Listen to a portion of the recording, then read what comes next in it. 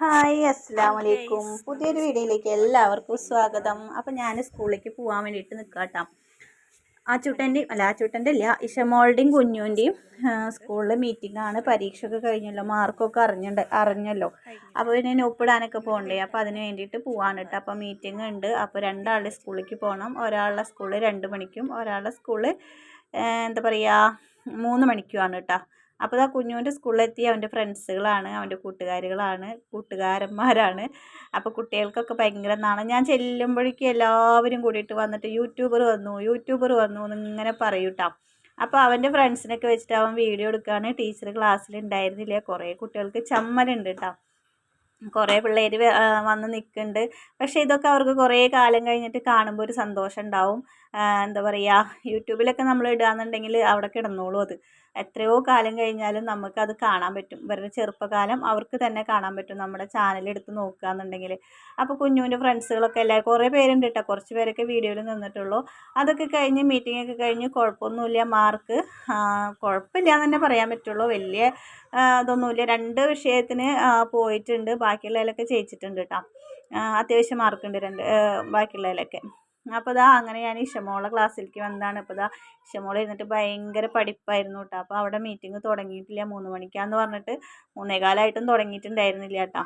പിന്നെ അവളുടെ കൂട്ടുകാരികളും പിള്ളേരൊക്കെ ഞാൻ അങ്ങനെ വീഡിയോ എടുക്കുമ്പോൾ നോക്കി നിൽക്കുക കേട്ടോ. അങ്ങനെ അവിടെയും കുറച്ച് നേരമൊക്കെ ഇരുന്നു. പിന്നെ ഒരു 3:30 3:45 മീറ്റിംഗ് ഒക്കെ കഴിഞ്ഞപ്പോൾ പിന്നെ അവളെയും കൊണ്ടിട്ട് ഞാൻ വീട്ടിലേക്ക് പോന്നു കേട്ടോ.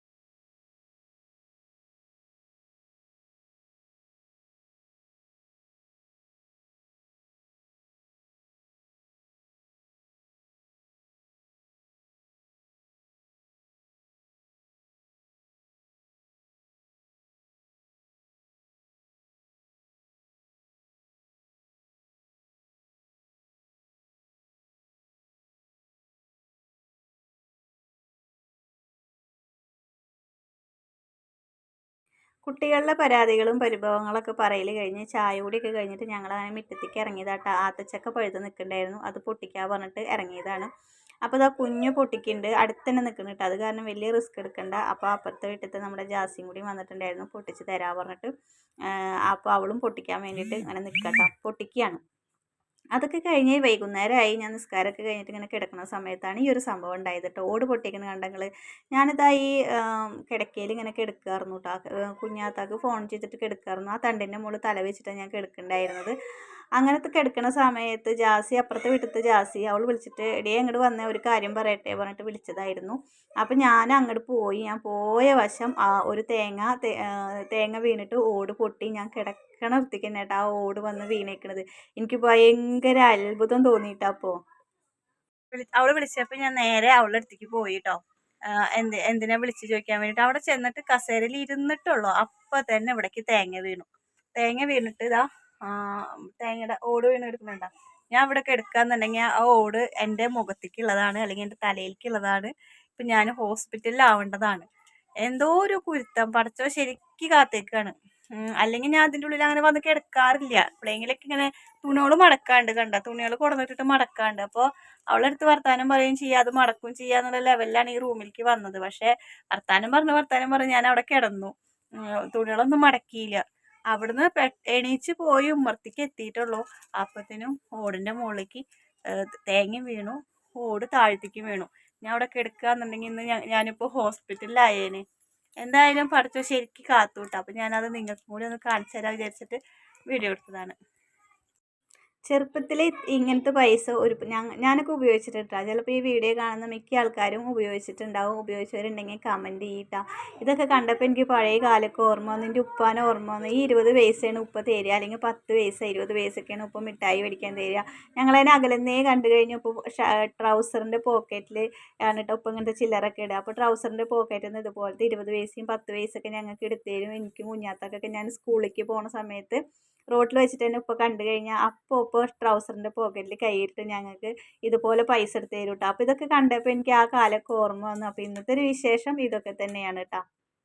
ഇതിൽ 5 പൈസ കണ്ട, 5 പൈസ 20 പൈസ, കുഞ്ഞ് 10 പൈസ. ഈ 20 പൈസയ്ക്കൊക്കെ മിഠായി, 5 പൈസയ്ക്കൊക്കെ ചുക്കുണ്ട പറഞ്ഞിട്ടൊരു സാധനമൊക്കെ കിട്ടിയായിരുന്നു കേട്ടോ. പണ്ട് ഞങ്ങൾ സ്കൂളിൽ പഠിക്കുന്ന സമയത്ത് ചുക്കുണ്ട കിട്ടും.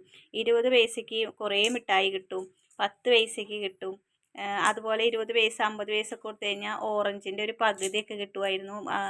എന്താ പറയുക, ഉപ്പും മുളക് പൊടിയൊക്കെ ചേർത്തിട്ടുള്ള നാരങ്ങ കിട്ടും.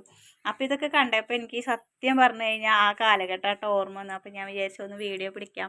അപ്പോൾ ഇത് കാണുമ്പോൾ കുറേ പേർക്ക് എന്തായാലും പഴയ കാലങ്ങളൊക്കെ ഓർമ്മ വരും.